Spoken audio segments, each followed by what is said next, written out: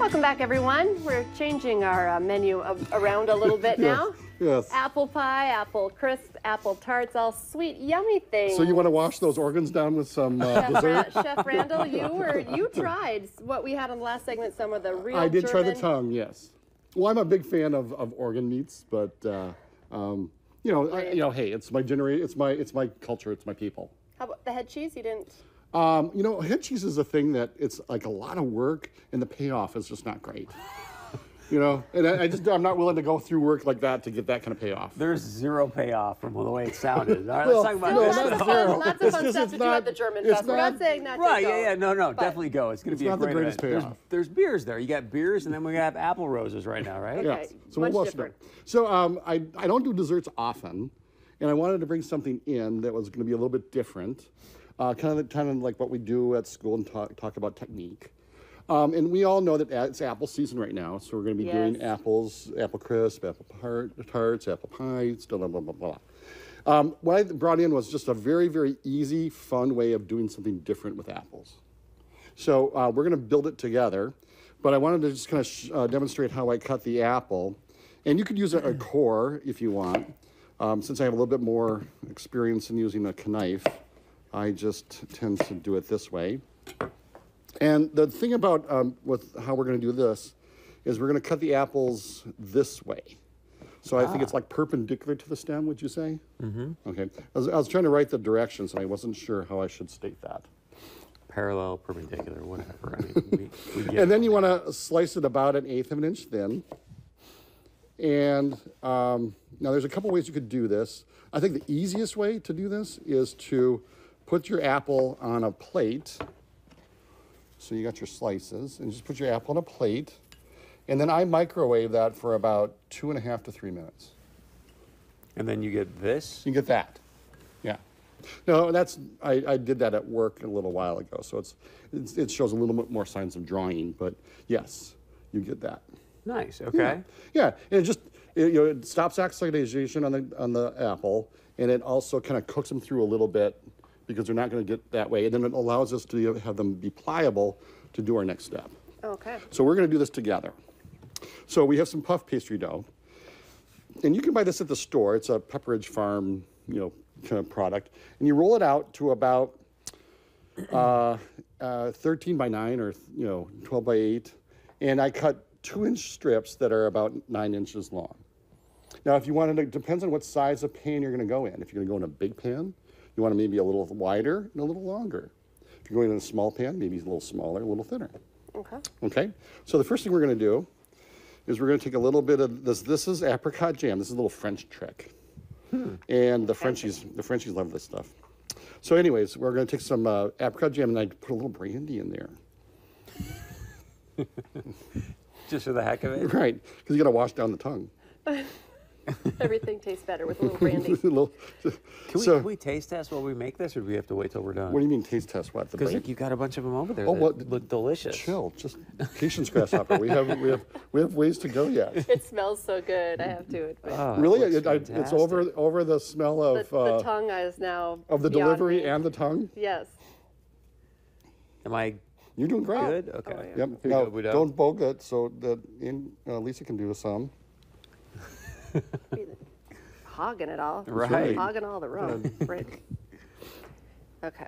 And then what we're going to do is we're going to spread a little. This is a little cinnamon sugar actually it's sugar, that's cinnamon, nutmeg, and clove. That's kind of like your standard apple pie spice. So we're going to sprinkle a little bit of that on there. Thank you, sir. I'll be quick, Budo. Now you don't have to do the apricot jam thing. That's just a kind of a French trick. Are there other options, or you just don't have Well, you anything? could use anything. I mean, if you had some, orange preserves in your refrigerator or apple, you could certainly use that. All right, now what we're going to do is I'm going to put this here so we can all grab some. So grab a couple of apples, and what we're going to do is, especially if you use like a real red apple, like a Red Delicious, you're going to want to put that. So you're going to put that so it's about 1/4 inch at its tallest form. Yeah, good. And what we're going to do is we're going to just kind of go down the line. Overlapping. Nice. Now, how many apples you put on there will impact the amount of petals that you have. Okay. Okay. So what you could do is put some higher, a little lower, and you're going to get more variation in your rows. Excuse me. Crafts. This is food crafts. Yeah. Yeah, This is. I love this. I feel like my girls. Oh, this Would would be a love really this. this would be Great a really kid fun thing project. to do with family. Absolutely. After school snack Oh yeah. and art project. And if you have Hashtag you know mom some of this living. kind of pre-done, it would go up really pretty quickly. All right. So now that we got that, we're going to fold this little edge over the top part there. Again, this was a really hard thing for me to write in the directions. Like, how do you write that? Fold bottom edge over apples. Okay. And then we need a little glue.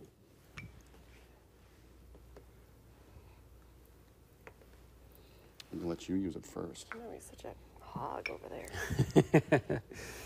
All right. Okay.